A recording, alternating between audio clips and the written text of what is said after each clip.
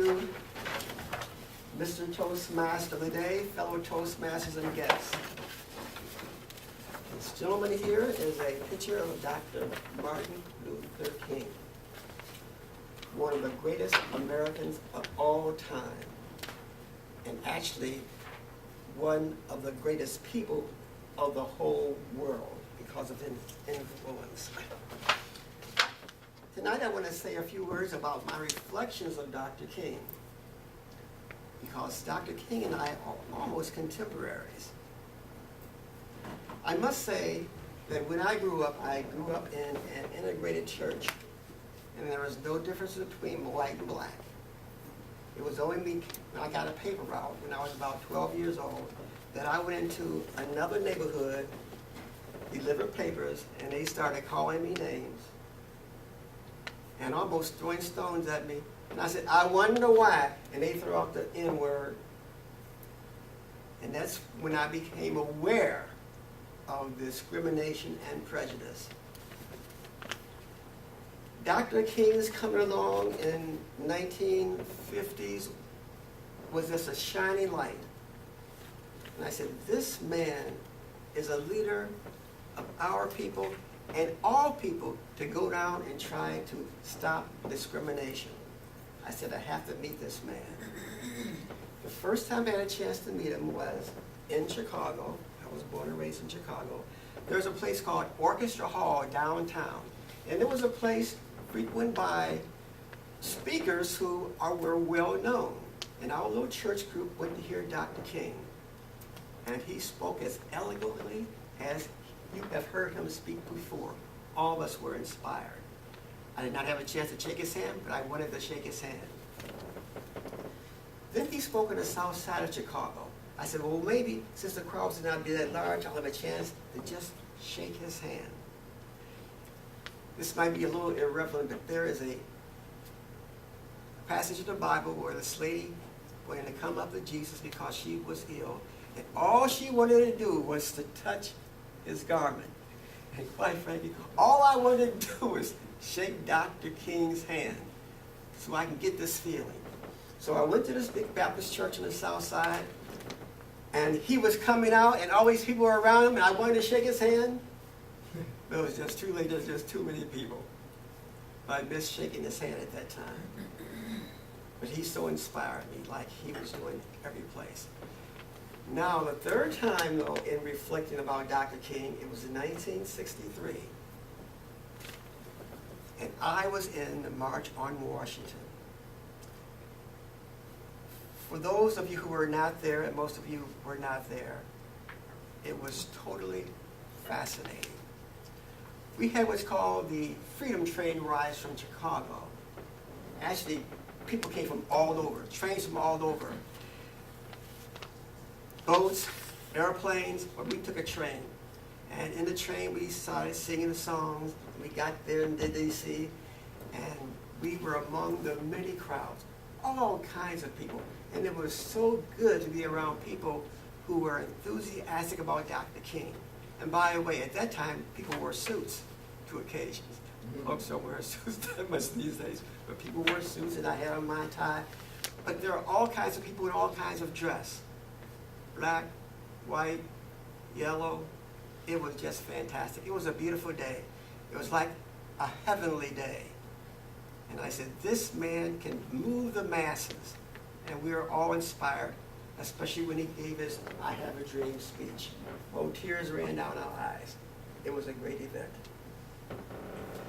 And when I saw him in Selma and Birmingham, Alabama, trying to help the boycott, holding hands with folks of other colors, it too was inspiring. This man was so charismatic, and the words that he used, people just gravitated to him.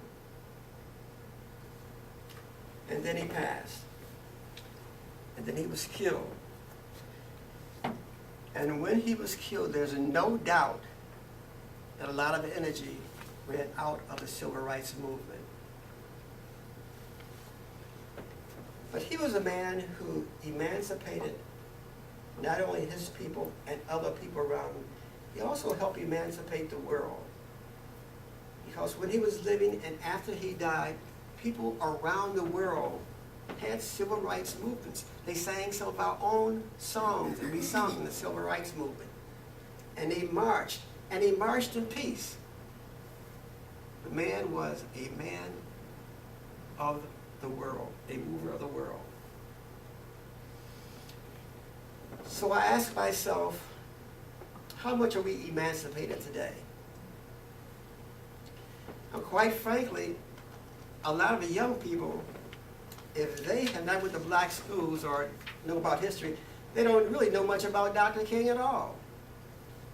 And it is so sad, because as a lady, as Sonia said before, to be inspired to help people, that is what he was all about, and he was willing to give his life. So my question to me and us this evening is, how emancipated are we? I believe the emancipation definition is to not to be oppressed, not to stop you from doing things. And for some of us, this is a big decision, because some of us have forgotten about breaking the shackles. And I am here to remind you that we must break the shackles, because we still have the problems. It's not as overt, but it is still there.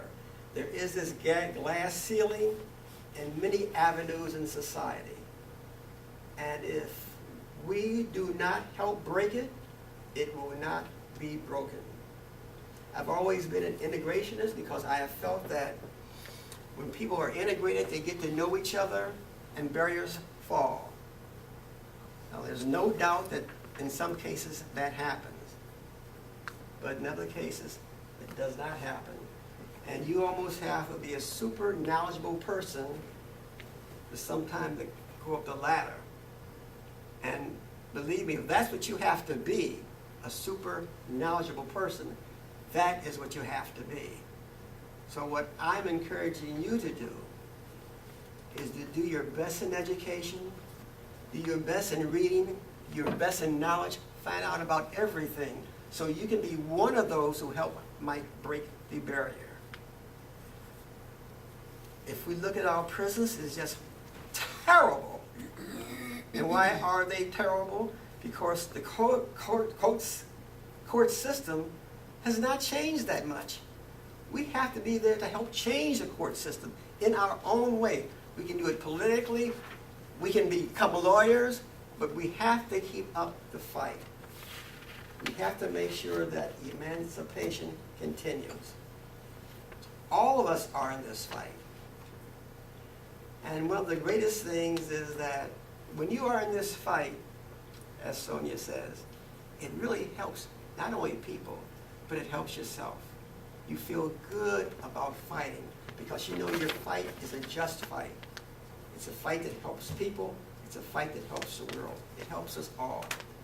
So be of good courage and be in the fight, and let's all be emancipated. Mr. Toastmaster of the Day.